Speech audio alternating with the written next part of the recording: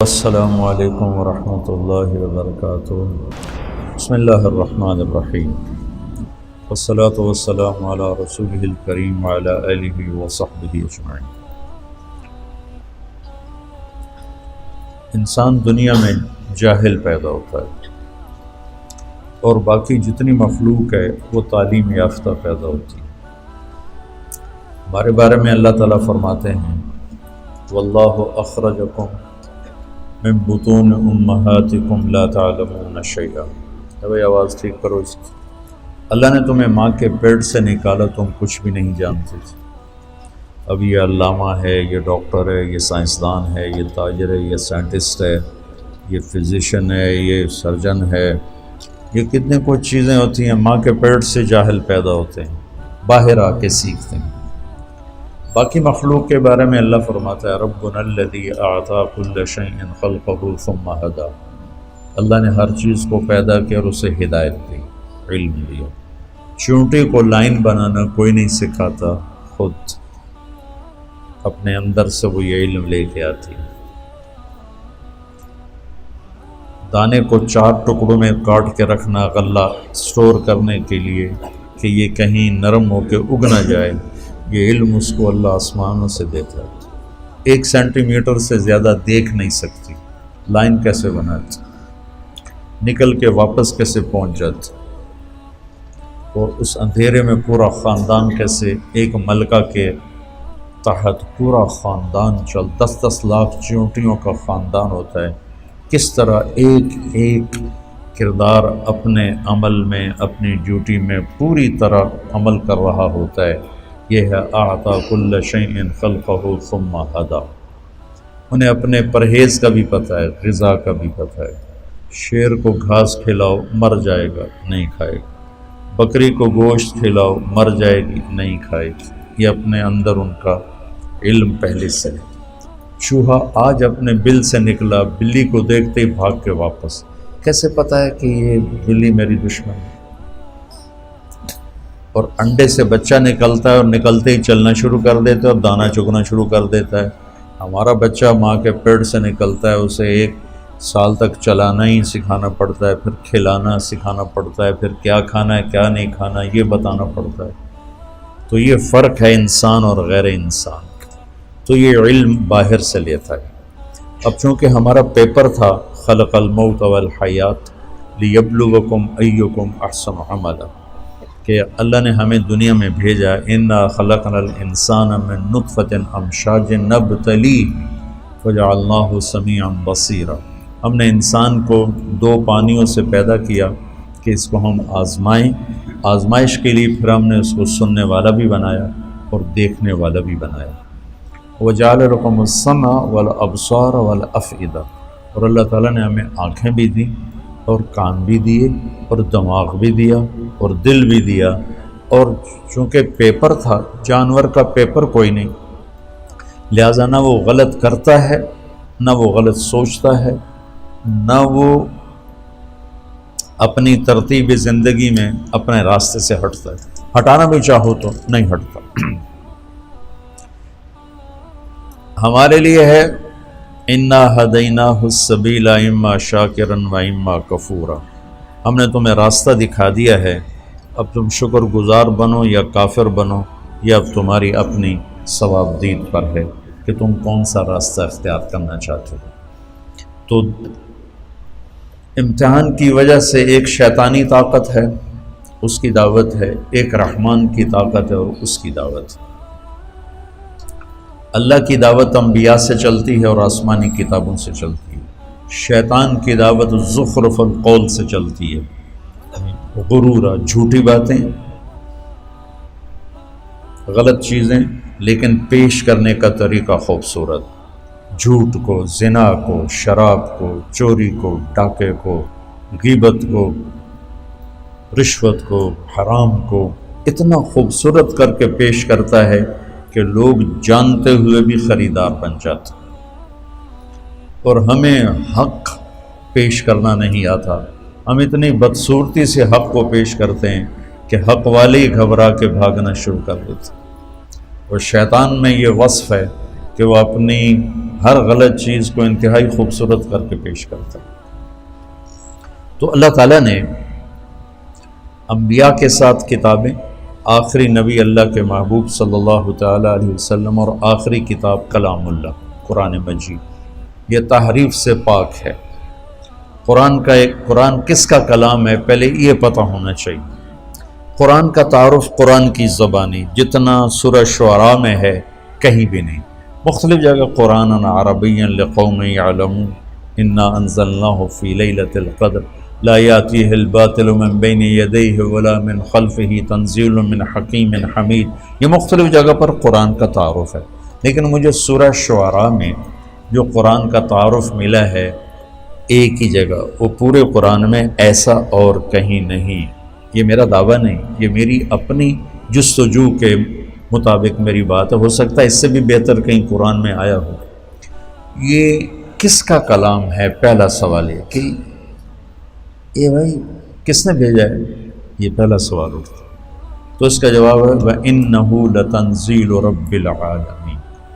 انَّهُ کہ تمہارا شک دور کرنا چاہتا ہوں کہ یہ بغیر شک و شبہ کے آسمان والے کا اتارا ہوا کلام، اور رب العالمین کے ساتھ کلام والے کی ہیبت کو ذکر کیا گیا ہے کہ کلام والے کی ہیبت نہ ہو تو کلام کی ہیبت کیسے ہوگی؟ جب وہ کہنے والے کو نہیں جانتا تو اس کے کہے کو کیسے جانے گا؟ جب وہ حاکم کو نہیں جانتا تو حکم کو کیسے جانے گا؟ حاکم کی عظمت حکم کی عظمت پیدا کرتی۔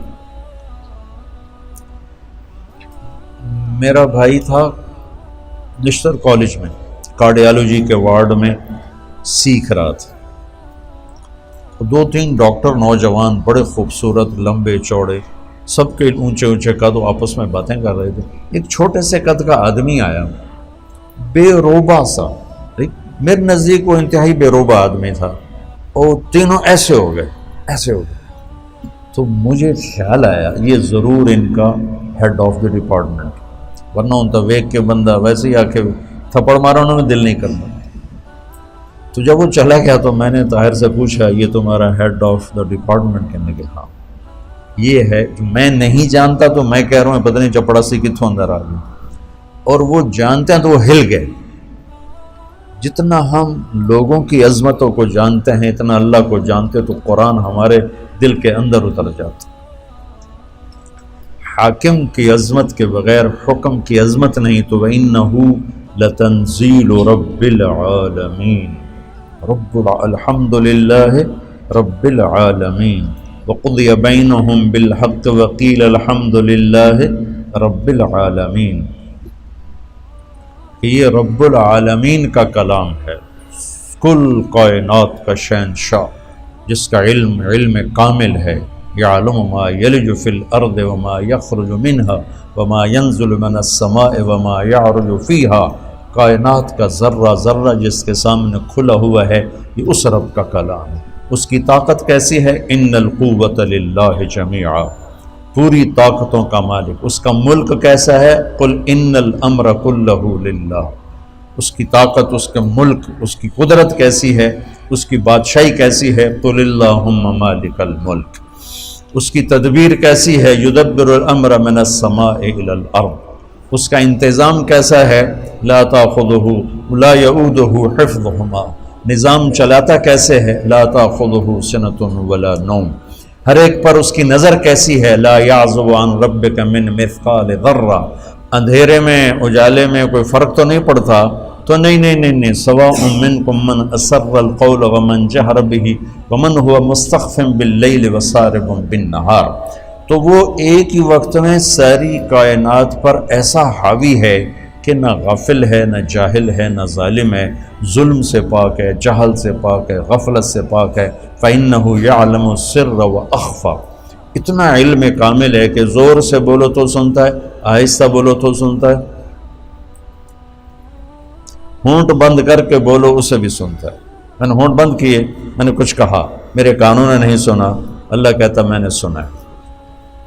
تو پہلی بات یہ ہے کہ دل کو اللہ کی عظمت سے بھرنا ہوگا، تب قرآن کی عظمت آئے گی۔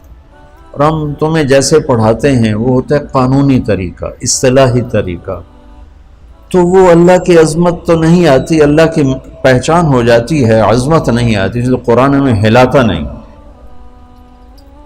میں نے جو عربی شروع کی تھی اس لیے کہ تم قرآن کے ساتھ جڑ جاؤ۔ اللہ کرے میرا یہ خواب میرے مرنے سے پہلے پورا ہو کہ میں ایک ایسی جماعت تیار کروں جن کے دل دماغ پر قرآن کی بادشاہی، جو تمام اکابر اسلام کی عزت احترام ہمارے اوپر فرض ہے، لیکن ہم قرآن سے جڑے ہوں اور اللہ کے محبوب سے جڑے ہوئے ہوں، کہ تمہارے اوپر سیرت کی چھاپ ہو، تم دیکھو تو سیرت کی نگاہ سے اور قرآن کی نگاہ سے، تم بولو تو قرآن اور سنت کے انداز سے، تم سوچو تو قرآن اور سیرت کے انداز سے۔ اس سے ہم بہت دور ہیں، ہم ذرا اکابر میں ہی پھنسے ہوئے ہیں، اس سے ابھی بہت دور ہیں۔ حاشا وکلا کوئی میری مراد اکابر اسلام سے کوئی برگشتہ کرنا نہیں ہے، ان کے ذریعے ہمیں ہدایت ملی ہے، لیکن بھائیو ابو حنیفہ جیسی ہستی کہتی ہیں کہ ہم رجال و نحن رجال، کہ جب آئے گی ابراہیم نخی پر اور حماد پر تو پھر ہم رجال و نحن رجال۔ اللہ کے نبی کی بات 100% لیں گے، صحابہ کی بات دیکھیں گے، جو اس میں راجح ہوگی وہ لیں گے، لیکن جب آئے گی بات طاؤس پر اور مکحول پر اور ابراہیم نخعی پر اور حماد پر تو پھر ہم رجال و نحن رجال۔ کیا خوبصورت بات، یہ نہیں کہ انہوں تکبر ان کا وہ بھی جستجو کریں گے، ہم بھی جستجو کریں گے۔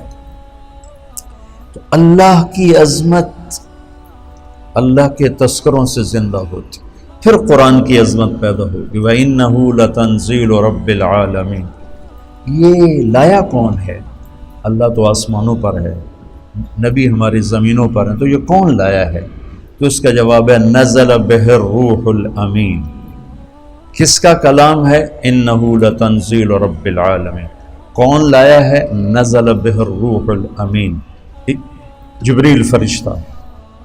کس کے پاس آیا ہے یہ کلام؟ کس کے پاس آیا ہے؟ علی قلبک، یہ ہمارے نبی پاک صلی اللہ علیہ وسلم کے دل پر اترا ہے۔ علی قلبک، آپ کے دل پر اترا ہے، پھر لفظ بن کر آپ کی زبان سے نکلا ہے۔ اللہ کا کلام الفاظ میں بند نہیں، اس کی کوئی تشبیہ نہیں۔ صرف بخاری شریف کی روایت سے آپ لوگ جب پڑھو گے بخاری تو مثل سلسلۃ الجرس، یا رسول اللہ آپ پہ وحی آتی ہے؟ آتی۔ کیسی ہوتی؟ کہ بس جیسے گھنٹی کی آواز ہو ایسے ہوتی، گھنٹی کی آواز۔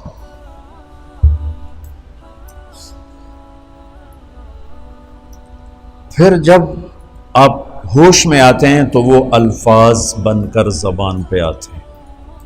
یہ اللہ کی زبان سے تورات نہیں نکلی، اللہ کی زبان سے زبور نہیں نکلی، اللہ کی زبان سے انجیل نہیں نکلی، آسمان پہ لکھوائی گئی کتابیں اور اتار دی گئیں۔ کلام وہ ہوتا ہے جو زبان سے ادا ہو۔ قرآن میرے رب کی زبان سے نکلا ہوا کلام ہے، اور کائنات کے بنانے سے 2000 سال پہلے نے پورے قرآن کی تلاوت فرمائی، پورے قرآن کی تلاوت فرمائی۔ سبحان اللہ، پتہ نہیں کیا وہ انشاءاللہ جنت میں سنیں گے، اللہ ایمان کے ساتھ لے جائے تو جنت کی سب سے بڑی نعمت وہ اللہ کا دیدار ہے اور اللہ کے زبان سے اس کے کلام کا سننا ہے۔ جب جنت کی حوریں بھی گانا سنائیں گی، ساز بجے گا، جنت کے درخت ساز بنے۔ پھر داؤد علیہ السلام سنائیں گے تو جنت کے ساز درخت ساز بن کے بجیں گے۔ ہمارے نبی سنائیں گے تو جنت کے درخت ساز بن کے بجیں گے۔ جب اللہ پردہ ہٹائے گا، اپنا دیدار کرائے گا، اپنا کلام سنائے گا، پھر درخت بھی سنیں گے، نہریں بھی سنیں گی، دریا بھی سنیں گے، پتہ بھی سنے گا، تنکا بھی سنے گا، جانور بھی سنے گا، پرندہ بھی سنے گا اور آپ بھی سنیں گے۔ ایمان والے بھی سنیں گے، ایمان والیاں بھی سنیں گے، تو اس میں ایسے گم ہوں گے کہ انہیں جنت کی یاد ہی بھول جائے گی۔ تو تورات زبان سے نہیں نکلی، انجیل زبان سے نہیں، زبور زبان سے نہیں، لکھوائی گئی، اس سے تو تبدیل ہو گئی۔ اور وہ مٹ گئیں. اگر وہ اللہ کی زبان سے نکلی ہوتی تو کبھی اللہ کے کلام کو بدلا نہیں جا سکتا. اللہ کی ہر صفت ناقابل تبدیل ہے. اللہ کی ہر صفت ناقابل تبدیل ہے. اللہ کی ہر صفت تغیر تبدل سے پاک ہے. قرآن چونکہ اللہ کی زبان سے نکلا ہوا کلام ہے، اسے بدلنے کی لاکھوں کروڑوں کوششیں کی گئیں، کوئی کامیاب نہیں، کوئی ایک کوشش کامیاب نہیں کہ یہ میرے رب کا کلام ہے، علی قلبک، میرے نبی کے دل پر اترا ہے. آخری سوال، کیوں آیا ہے؟ کیوں آیا ہے؟ لِتَكُونَ مِنَ الْمُنذِرِينَ. سبحان اللہ. انذار کیا ہے؟ آگے ایک زندگی آ رہی، اس زندگی کے بارے میں خبردار کرنا کہ دیکھو بھائی وہاں بہت بڑا نفع ہے، ہمیشہ کی زندگی جنت، وہاں بہت بڑا نقصان ہے، ہمیشہ کی زندگی آگ. تو قرآن کا مقصد ہے زندگی کا طریقہ، وہ طریقہ بتانا، خبردار کرنا. کس چیز سے خبردار کرنا؟ زندگی کے اس طریقے سے خبردار کرنا جس پر چل کے ہم سب دنیا میں بھی سکون سے رہیں اور جنت میں بھی کامیابی کے ساتھ پہنچ جائیں. جس طریقے پر چل کر دنیا کی مشقتیں اور دنیا کی مصیبتوں سے بچیں اور جہنم کی آگ سے بچ کر جنت میں جانے والے بن جائیں. قرآن اس لیے آیا ہے، ان ھذا القرآن یہدی للتی ہی اقوم.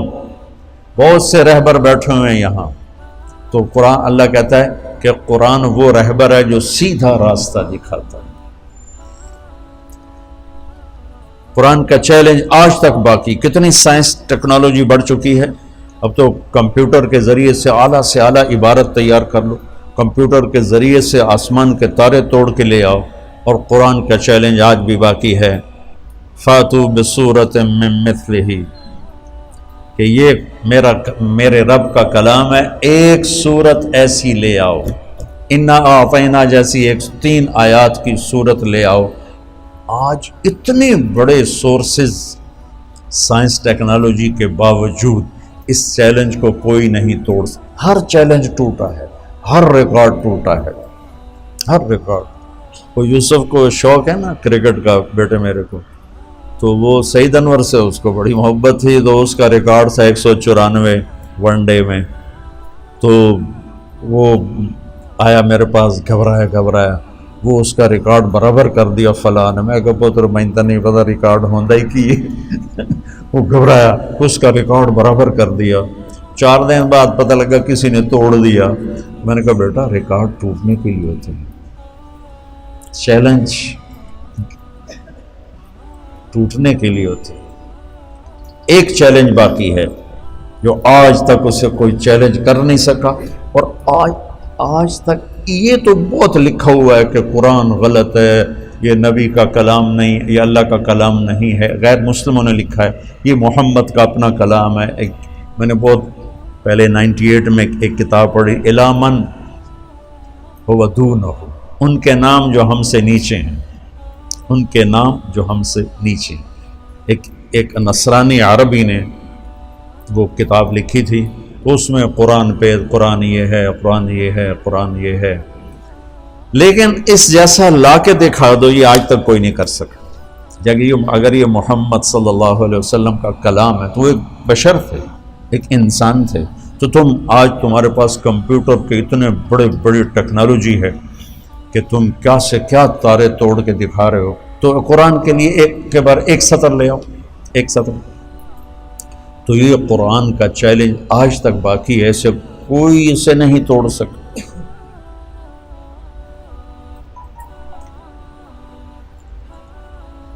قرآن کی عظمت، اللہ کی عظمت کے بعد قرآن کیا کہتا ہے تو وہ سمجھ میں. شکر ہے درس قرآن کا رواج پڑا ہوا ہے اور اللہ کے بندے بندیاں سنا رہے ہیں اور اللہ کے بندے بندیاں سن رہے ہیں. بہت اچھی بات. کسی بھی نیکی کو چھوٹا نہیں سمجھنا چاہیے اور کسی کی بھی مخلصانہ محنت کو حقیر نہیں سمجھنا چاہیے اور کسی پر ایسے حقارت والی تنقید نہیں کرنی چاہیے. پتہ نہیں کس کو کہاں سے کیا ہدایت مل جائے. تو میرے اللہ کا نظام ہے، میرے اللہ کی بات. تو ایک سلسلہ چل رہا ہے، لوگ آ رہے ہیں، فائدہ بھی اٹھا رہے ہیں. پورا فائدہ کب ہوگا؟ جب اللہ کی ہیبت طاری ہوگی اور کلام کی ہیبت طاری ہوگی، پھر ایک دم دل دماغ جھکتے چلے جائیں گے۔ الف لام میم ذالک الکتاب لا ریب فیہ،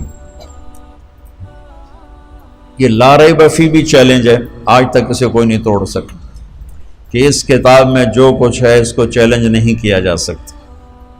میرے بیان کو، میری کتاب کو، میری تصنیف کو میں خود ہی چیلنج کر دیتا ہوں، نہیں جو میں نے پہلے لکھا تھا وہ غلط ہے، اب صحیح یہ ہے، جو میں نے پہلے کہا تھا وہ غلط ہے، اب صحیح ہے، میں خود اپنی بات کو توڑ دیتا ہوں۔ تو اوروں کو تو زیادہ طاقت ہے میری بات کو، میری کتاب کو توڑنے کی، لیکن قرآن کا چیلنج ہے لا ریب فیہ، آؤ اسے توڑ کے دکھاؤ، اس میں سے کوئی کچی بات نکال کے دکھاؤ۔ اور ریب کا ترجمہ کیا ہے؟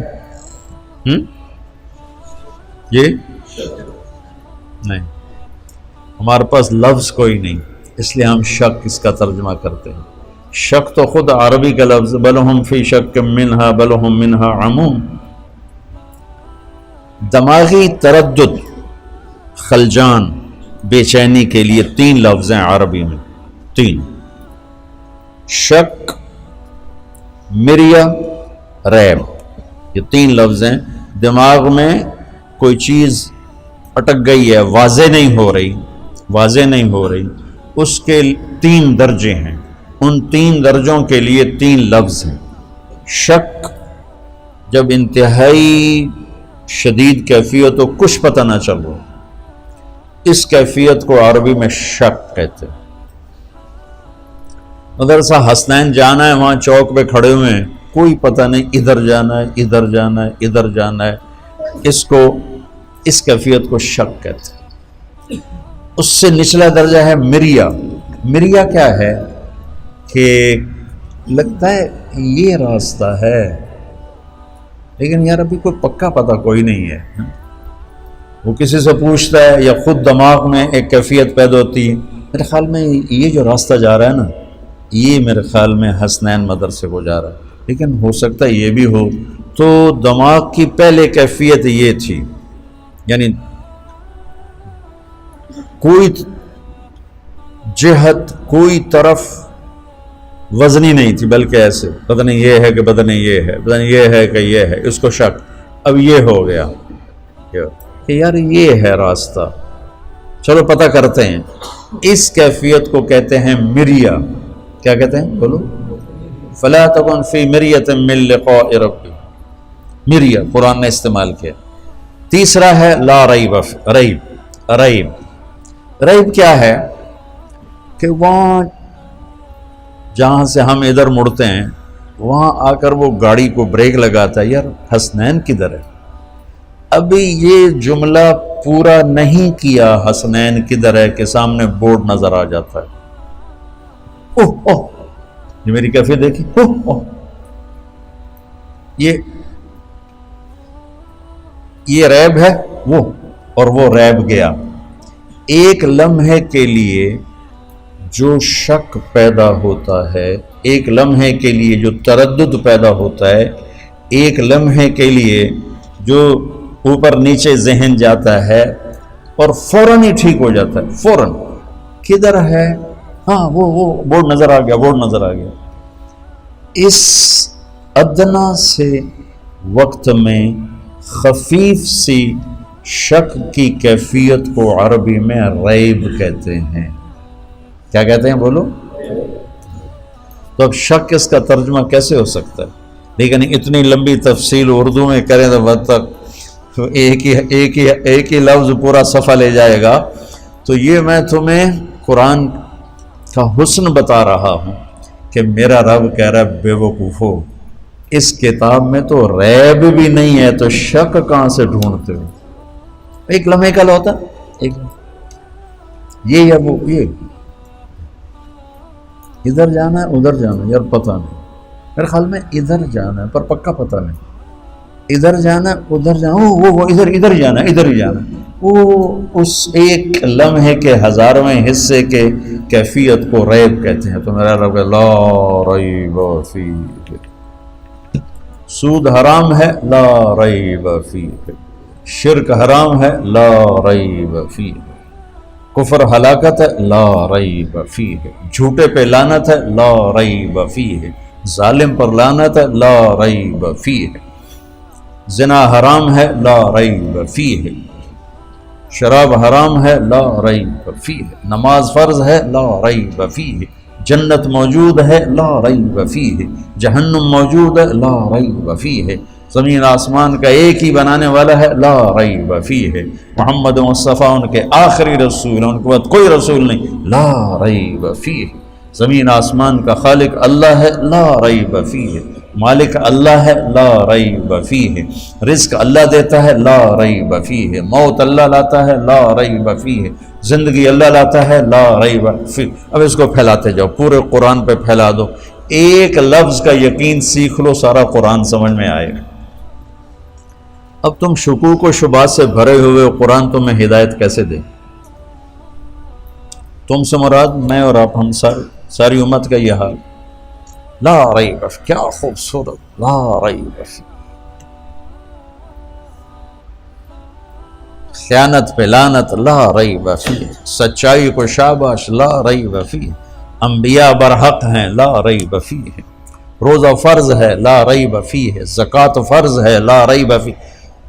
ارے اگر پاکستان کے مالدار زکوٰۃ دیں تو اللہ کی قسم پورے پاکستان میں ایک غریب بھوکا نہیں سو سکتا، صرف فیصل آباد کے تاجر زکوٰۃ دینا شروع کر دیں تو پورے پنجاب میں کوئی بھوکا نہیں سوئے، اتنا مال ہے لوگوں کے پاس، لیکن قرآن نہیں جانتے لا ریب فیہ، مال کی محبت نے پاگل کر دیا، دیوانہ کر دیا، اندھے ہو گئے، نہ کسی غریب کے آنسو نظر آتے ہیں، نہ کسی بڑھیا کی آہ سنائی دیتی ہے، نہ کسی کے چہرے کے غم کو پڑھ سکتے ہیں، نہ کسی کی فریاد ان کے دلوں کو پگھلا سکتی ہے، بلکہ اشد و قسوہ، وہ پتھر سے بھی زیادہ سخت ہیں کہ مال کی حرص و ہوس نے انہیں انسانیت سے نکال کر جانور بنا دیا۔ دو ٹانگ پہ چلنے والا، بولنے والا ایک جانور ہے، جانور کو کیا پتا رحم کیا ہوتا ہے، سخاوت کیا ہوتی ہے، ہمدردی کیا ہوتی ہے۔